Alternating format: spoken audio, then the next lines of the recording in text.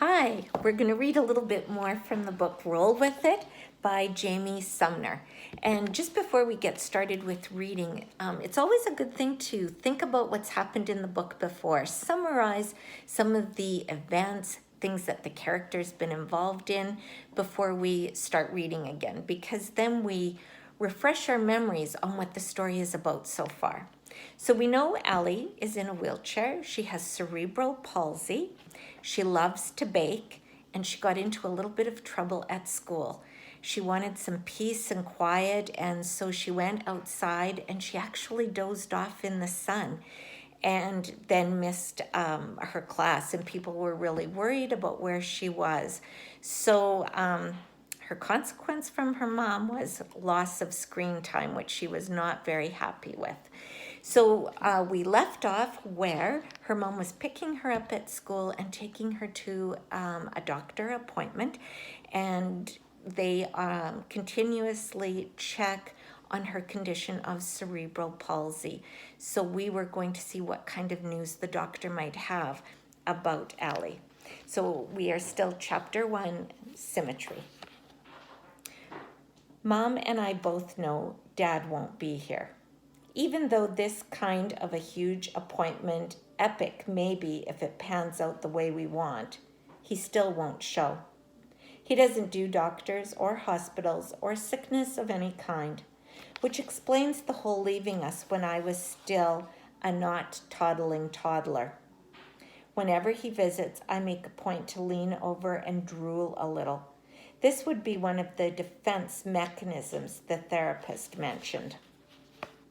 The doors of the hospital whoosh open and a blast of heat smacks me in the face. The elevator to the doctor's office tower smells like hand sanitizer and toilets, and it makes me wish I were back in class, which is saying something. A family sits under the television in the corner. The man has a long beard and the woman wears a bonnet. Their little girl has neon leg braces, and she fiddles with their Velcro under her skirts. I want to tell the girl that the braces aren't as bad as they seem, that she'll get used to them, and I would tell her if my voice weren't caught on a tangle of nerves. I stare at the TV for distraction. It's always Paw Patrol. You used to love Paw Patrol. Yeah, when I was like 5. Well, there are a lot of little kids here. Which leads me to my point, which is, why do I have to go to the little kid doctor?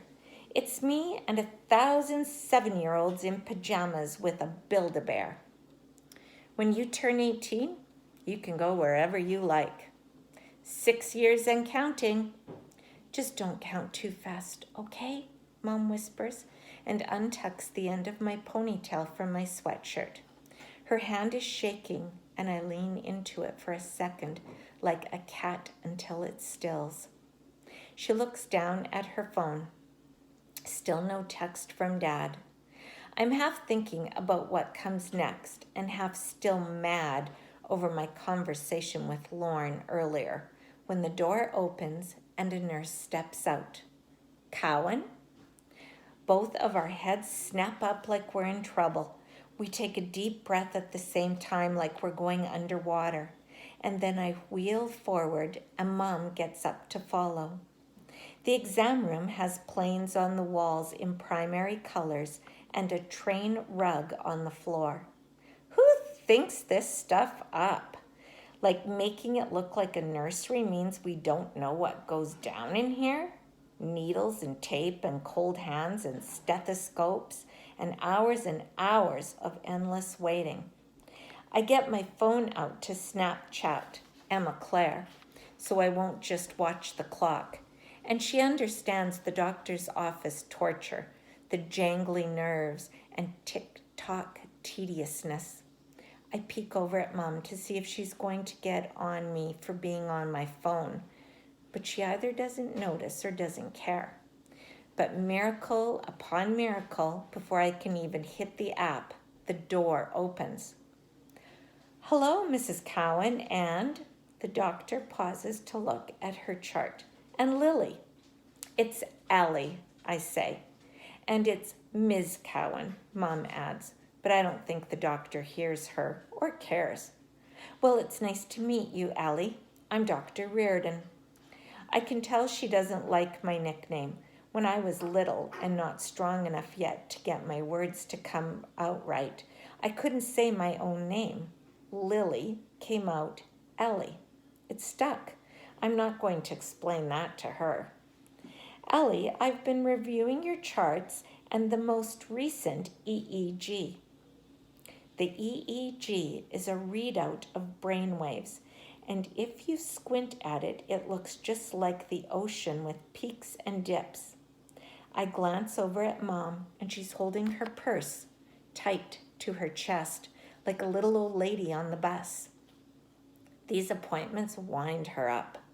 She always thinks they're going to be doom and gloom, storms at sea. And this one is a big reevaluation, the chance to see if I'm still as seizure-y as I used to be. I'm not going to lie. I'm a little wound up about it myself. I wish I had something to do with my hands, something to hug, like my old stuffed bear. I used to take it to the doctor visits when I was little. We named him Carl, after the main character from the movie Up, because by that time I had learned to speak. I had already rubbed his ears bald. He looks exactly like a little old man. And it looks like there's been no abnormal activity in... Long pause as the doctor flips through pages and pushes her glasses up her nose. Almost 6 years. 5 years, 270 days, I think. But who's counting? Mom lets out a long sigh and slumps down a little in her chair. I kind of sag forward too and prop my elbows on my armrest. It's like the good news chased out the worry that was keeping me upright. I can see Mom remembering the fevers and the shakes and the ambulance rides from the seizures. That's all a big blur to me. But the fear, like listening for the storm you know is coming, that I remember, I rock back and forth on my wheels, ready to get this show on the road. I've been telling Mom for years she doesn't have to baby me, and now I have proof. I think we're safe to discontinue all medication at this point, Lily. Sorry, Allie. It seems you have outgrown the seizures as we had hoped. The doctor waits for what? Smiles, maybe? Claps on the back like it's a job well done? I'm not sure. But when neither Mom nor I say anything, she stands and opens the door. Awkward. She doesn't understand that there's been mostly sickness and pain for us in this place. We don't know what to do with happy news. Is there anything you need, she says, rubbing her hands with sanitizer, ready to get to the next person in line. They have to ask this. It's how we got insurance to help us pay for my wheels and the stander that looks like a hospital bed turned on its end. Just one note from the doctor and it becomes a medical necessity. I hate the stander. It takes 10 minutes to get me up and strapped into it. And then you guessed it, I have to just stand there for like an hour. There's a tray so I can read or do homework or whatever, but still, all I ever do is watch the clock. It's supposed to make me stronger, but I don't buy it. I think it's somebody's practical joke. No, thank you, we're all right, Mom says a little shakily, and we watch the doctor leave. All right, I say to her back as we roll down the hall. Right as can be, right as rain. Thank you, ma'am. That's enough. What? Don't be snarky with the doctor. Why? She can't hear, or if she can, she won't remember. We never see the same one twice. That's not the point. What is the point? I say as we get to the elevator to head down to the van to drive back to school to live the other half of this already long day. The point is politeness. The point is courtesy.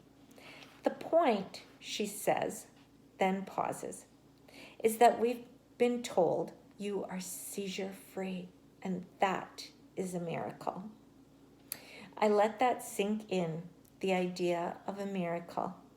You think of it like something you'd see on one of those evangelical TV shows. Like if I had suddenly jumped up out of the wheelchair and started walking while a choir sang Hallelujah. But I guess Mom's right. I guess you can have invisible miracles too. Brainwaves finally smoothing out and leaving me on a calm sea. Neither of us says anything as she loads me into the van. When we hit the interstate, she runs the cuff of her sweater under her eyes. Are you crying? Hush. I'm trying to keep my eyes on the road. And we'll stop there. And Allie got some really good news from the doctor. I hope that you guys will take some time to look at the video that I sent you about the brain and reading the articles. And we will continue with reading Roll With It tomorrow. Have a great night. Thanks.